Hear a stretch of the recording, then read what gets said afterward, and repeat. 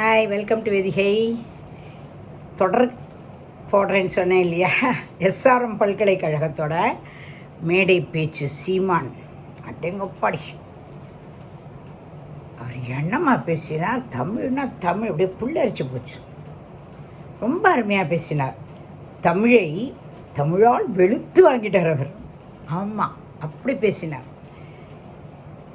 அவர் என்ன சொல்கிறாருன்னா, பேச்சு இரண்டு வகை. ஒன்று வெட்டி பேச்சு, இன்னொன்று வெற்றி பேச்சு. எவ்வளோ அழகாக சொல்லியிருக்கார் பாருங்க. உண்மை தானே அது? வெட்டி பேச்சு வெறும் வெட்டி பேசி காலத்தை கழிக்கிறவா. வெற்றி பேச்சு பேசுகிறவங்க காலத்தில் அவங்களோட பெயர் நின்று நிலைத்திருக்கிறது இல்லையா? அவர் இவங்களாம் காலத்தை கழித்தவர்கள், அவரெல்லாம் காலத்தை வென்றவர்கள். சரியா? அப்புறம் சொல்லில் உயர்வு, தமிழ் சொல்ல, இதெல்லாம் நம்மள படிச்சிருக்கோம் நிறையா. உண்மைதானே? பாரதியார் சொல்லிட்டு போயிருக்கார். அதை பற்றி சொன்னார். ஒரு சொல் வெல்லும், ஒரு சொல் கொல்லும். ஒரு சொல் மனசை ரணமாக்கும், ஆனால் இன்னொரு சொல் அந்த ரணத்தை மருந்தாக்கும், காயத்தை போக்கும். ஒரு சொல் தூங்க வைக்கும், ஒரு சொல் எழும்பச் செய்யும், எழச் செய்யும். அந்த மாதிரி சொல்லி ஒரு சொல் உறங்க வைக்கும், ஒரு சொல் எழச் செய்யும். இன்சொல்லுங்கிறது என்ன? இனிய உளவாக இன்னாத குரல் கனியிருப்ப காய்க்க வந்துட்டெல்லாம் சொல்லிட்டு போயிருக்கார் இல்லையா திருவள்ளுவர்? அது மாதிரி இன்சொல்லுங்கிறது இரும்பை பூட்டியுமே திறக்கும் வலிமை உடையது அப்படிங்கிறார். உண்மைதான். எதுவுமே அன்பால் நம்ம இனிமையாக சொல்கிறம்போது கேட்காதவா கூட கேட்டுருவா. எனக்கு நிறையா அதில் எக்ஸ்பீரியன்ஸ் இருக்குது. ரொம்ப பொல்லாத பையனாக இருந்தால் கூட என்னடா சொல்ல இப்படிலாம் பண்ணுறியப்பா சமத்தாரா கண்ணுன்னா உடனே தெரிஞ்சிருவான். டீச்சர்ஸ்லாம் இதெல்லாம் தெரிஞ்சுக்கணுங்கிறதுக்காக தான் சொல்கிறேன் நான். சரியா? அப்புறம் இன்னொன்று சொன்னார். வார்த்தை வாயிலிருந்து வந்தால் அது செவி வரைக்கலையும் தான் போகுமா, ஆனால் இதயத்திலிருந்து பேசும் அந்த பேச்சு செவியும் தாண்டி சிந்திக்க வைக்குங்கிறார். உண்மை தானே அது? ஆழமாக இதயத்திலே நம்ம பேசும்போது அது சிந்திக்க வைக்கும் அப்படிங்கிறார். அதுக்கப்புறம் அது காந்தியடிகள் சொன்னார்னு அந்த கூற்றையும் சொல்லிட்டார் அவர். காந்தியடி தான் சொன்னார் அப்படிங்கிறதையும் சொன்னார். அப்புறம் இந்த குழந்தைல பேச்சு போட்டியில் பேசிட்டு இல்லையா, அதெல்லாம் ஆங்கிலம் கலக்காத தமிழை சொல்லித்து, அது ரொம்ப பெருமையாக இருக்குது அப்படின்னு குழந்தைகளுக்கெல்லாம் ஒரு உத்வேகத்தை கொடுத்தார். இன்னும் நிறையா போட்டியில் கலந்துக்கணும். இதுவும் அண்ணாமலை என்ன சொன்னார், 2000 பேர் இந்த வருஷம் இருக்குது, ஆனால் வரும் வருஷத்தில் அடுத்த வருஷத்தில் பார்த்தா 20,000 பேராக இருக்க வேண்டும்னார். இவர் என்ன சொல்கிறார்? இவரும் அதே தான் சொல்கிறார். என்னென்னா தமிழ்லேயே பேசித்து, ஆங்கிலங்களுக்காக தமிழ் பேசித்து ரொம்ப சந்தோஷமாக இருக்குது, இது போல் நிறையா பேச்சாளிகள் உருவாக வேண்டும் அப்படின்னு அவர் சொன்னார். அப்புறம் தமிழ் இறைவனால் பேசப்பட்ட ஆதிமொழி இல்லையா? உண்மை தானே? அது நம்மளுக்கே தெரியும். இன்றைக்கி பிரதோஷம் வேறு, சிவபெருமானால் பேசப்பட்டது. அவன் சொல்கிறார், நக்கீரன்ட்ட சொல்கிறார், திருவிளையாடலில் சொல்கிறம்போது தமிழை தமிழால் உன்னோடு விளையாட தான் வந்தேங்கிறார். யார்? சிவபெருமான் நக்கீரன்ட்ட. உன் தமிழோடு நான் விளையாட வந்திருக்கேன்ப்பா அப்படிங்கிறார்.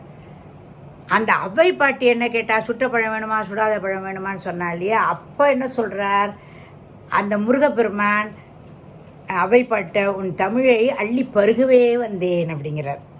புரியுதா? ரொம்ப அழகாக அதெல்லாம் குழந்தைகளுக்கு எப்படி சொல்லணுமோ அதெல்லாம் அவர் சொன்னார். ரொம்ப நல்லா இருந்தது. அப்புறம் சொல்கிறார், இங்கிலீஷுங்கிறது ஒரு லாங்குவேஜ் தான், நாலெட்ஜ் அல்ல. இங்கிலீஷுங்கிறது ஒரு லாங்குவேஜ், அது நாலெட்ஜ் இல்லை அப்படிங்கிறார். அதுக்கப்புறம் தாய்மொழியை கற்றவன் உலகத்தை படைக்கிறான்.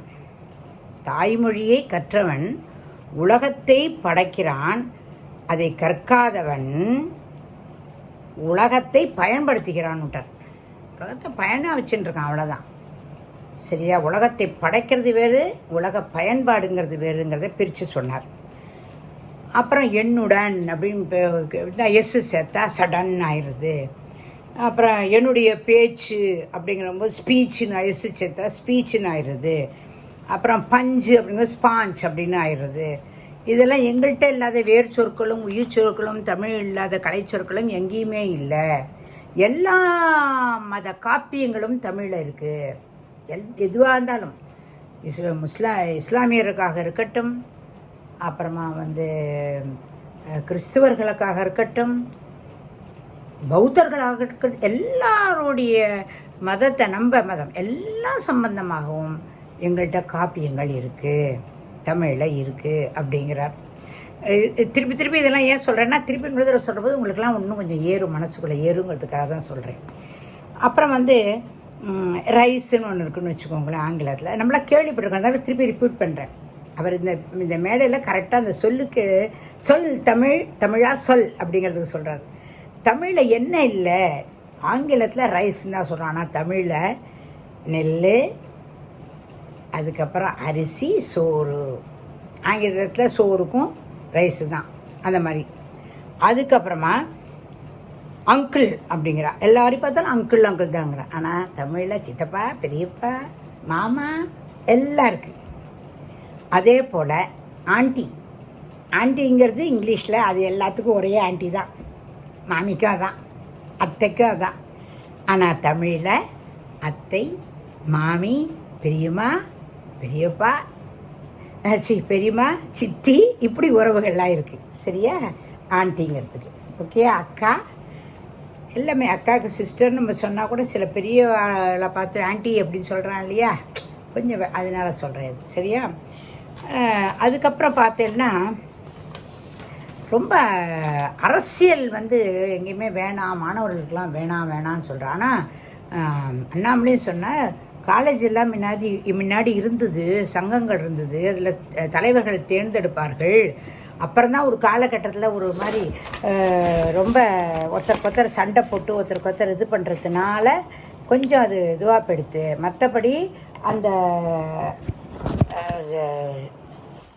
தேர்தல் வச்சு அதெல்லாம் அவங்க எடுத்து நன்னா தான் பண்ணிட்டு இருந்தா. அப்பையும் அது மாதிரி பழையபடி வந்துன்னா பரவாயில்ல. அரசியல் வந்து கல்லூரிகளாக இருந்தால் நல்லா தான் இருக்கும். ஏன்னா அடுத்தடுத்த ஜெனரேஷன் அரசியலே எனக்கு வேண்டான்னு ஒதுங்கக்கூடாது. அரசியலுங்கிறது வாழ்வியல். அரசு சாதாரணமாக ஒரு அரசு, அது செய்கிற செயல் அரசியல், அவ்வளோதான் அப்படிங்கிறத அழகாக சொன்னார்.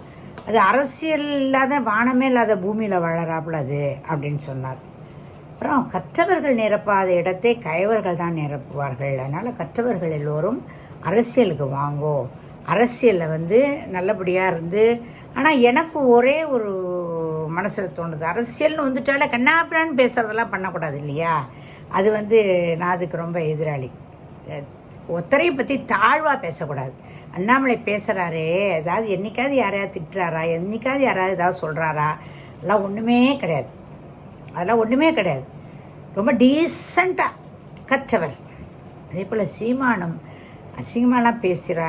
நான் அவ்வளோ தூரம் சீமான் பேச்சே ரொம்ப கேட்டதில்லை, இப்போ தான் கேட்குறேன். அதனால தான் ரொம்ப பிடிச்சி போச்சுன்றேனே, ரொம்ப பிடிச்சி போச்சு சீமான் பேச்சு. ரொம்ப நன்னா பேசினார். வந்து இந்த அரசியலுங்கிறத இப்போ ஒரு ஈராக்கு போர் அப்படின்னா, ஈராக்கும் அரசு அது என்ன செய்ய சொல்கிறது, போர் செய்ய சொல்கிறது, அது அரசியல் அப்படிங்கிறார்.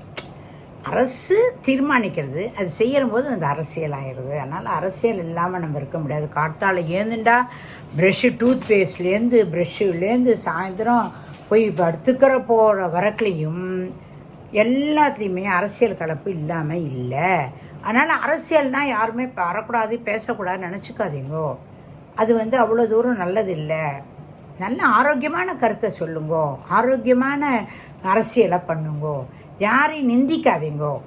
என்னோடதும் அதுதான், யாரையும் நிந்திக்கக்கூடாது. ஆரோக்கியமான அரசியல் பண்ணலாம். நல்ல ஒரு அரசியல் இருந்துன்னா எல்லாருமே சந்தோஷப்படுவா. உங்களோட சேர்ந்து நானும் சந்தோஷப்படுவேன். இதுதான் நான் சொல்ல வந்தது. ரொம்ப சந்தோஷம், நன்றி. நீங்கள் வந்து சப்ஸ்கிரைப் பண்ணுங்க, ஷேர் பண்ணுங்க, முக்கியமாக அதான் சொல்கிறேன். சரியா? எஸ்ஆர்எம் பல்கலைக்கழகங்கிறது என் மனசை தொற்றுத்து இந்த நிகழ்ச்சி, அதனால தான் உங்கள்கிட்ட பகிர்ந்துனேன். ஓகே, பாய்.